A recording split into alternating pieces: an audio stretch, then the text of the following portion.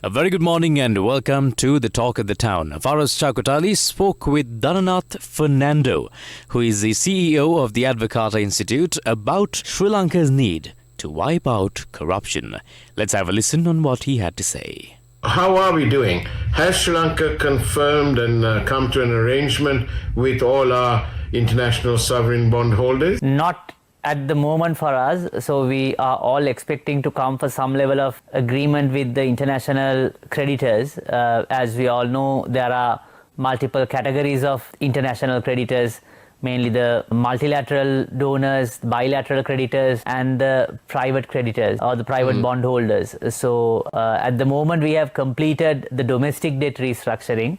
When it comes to the international or like the dollar debt restructuring, we are yet to move forward with the process, and that's also quite a challenging period for any debt restructuring, especially when we are negotiating with the dollar debt, because of course one side is the geopolitical reasons where China is not a member of the Paris Club, and in the Paris Club we have agreed to provide equal treatment for all our creditors. So not sure how China will see that. Of course, they have provided a commitment to the IMF that they will participate in the debt restructuring process. But what we have seen in other countries, sometimes it can delay, like the countries in Zambia and some countries in other parts of the world.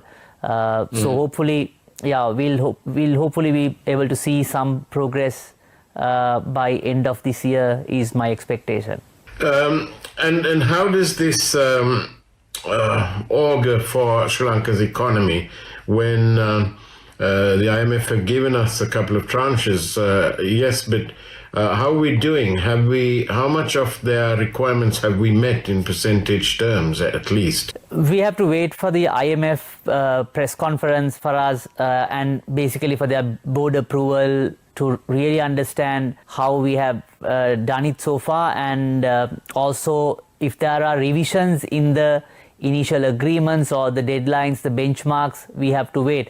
But as we all know, Verity Research has done an analysis with 100 indicators. So far we have mainly completed about, I think, 35%. A lot to be done, and we have failed to do about, I think, another 17%. The challenge is, of course, the rest of it we have some time, but to complete those with that 4-year time frame, most of the reforms has to start now, because even to complete in after 4 years time. So that challenge is there. So most likely IMF will take, if they have completed the their mission, so then they will take it to the board. If they haven't completed their mission, so then most likely they will take few more weeks and conduct probably online discussions or some other arrangement and finish it, and then go to the board and decide what sort of negotiation that we need to do. But I think all depends on also the external debt restructuring, and this tranche is quite critical, because ultimately it is, rather than not the IMF 300 or 330 million dollars, which is important, but it is the debt restructuring process that is important for us to move forward. Would you say that the domestic debt has been completely now watertight done? Is it done and dusted? From what we hear, it is done and dusted for us.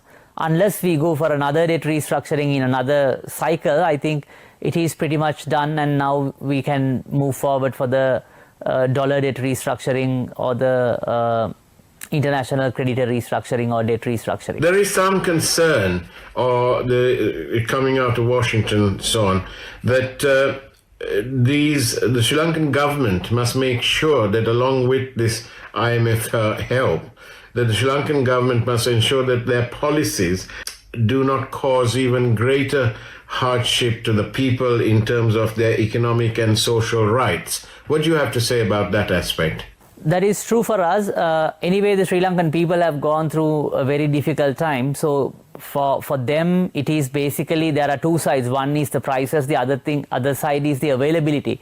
So at the moment that the electricity and fuel that is available, but of course there are some challenges in the supply chains for some of the industries, some of the medicine and the healthcare sectors. There are some bottlenecks on that front. But in terms of prices, we all know the inflation went up to about 70% and more than that. So the price levels are still high. But the challenge is the reforms for us, because the other side that the people have to bear the pressure is through taxation. Now already the taxes have increased to a level, I think we cannot go beyond that. So then the other challenge would be, if we again go back on the same route that we were before, then the inflation will come up again, and then that hardship will also added on people's shoulders. So those things I think we have to keep in mind, and that's why the monetary stability plays a pivotal role in this reform process. Otherwise, of course, IMF or whoever can say that people should not, no more pressure should be added on people. But if the monetary system is not stable, it is natural, it's normal that it comes back to people. When the inflation hits like above 10%, regardless of whatever the measures, it is automatically coming down to people. And the challenge would be also, we are facing an election year next year. Generally what happens is, as we all know, during an election time, there's an auctioning of non-existing resources. And that's how basically the central bank steals money from people through inflation. So that's what we have to avoid, to mainly minimize the pressure on people's point of view. That's a wrap of Talk of the Town this morning. It's now back to the Morning Fix with Dom and Asanka on Yes 101.